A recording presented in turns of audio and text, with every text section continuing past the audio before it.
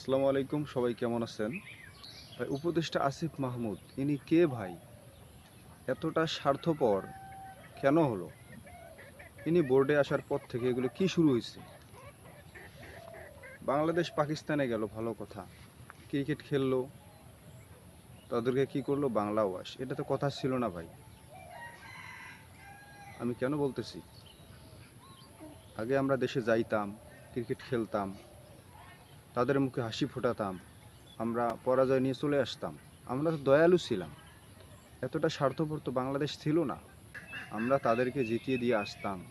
কিন্তু আসিফ মাহমুদ ভাই বোর্ডে আসার পর থেকে বাংলাদেশ কেমন স্বার্থপর হয়ে গেছে, এটা তো আমরা আশা করি নাই ভাই। আমার কথা কি বুঝতে পারছেন আপনারা? আপনারা যে তাদেরকে বাংলাভাষ করে আসলেন, তাদের মনের অবস্থাটা একটাবার বুঝেন। শুধু নিজে জিতলেই তো হবে না।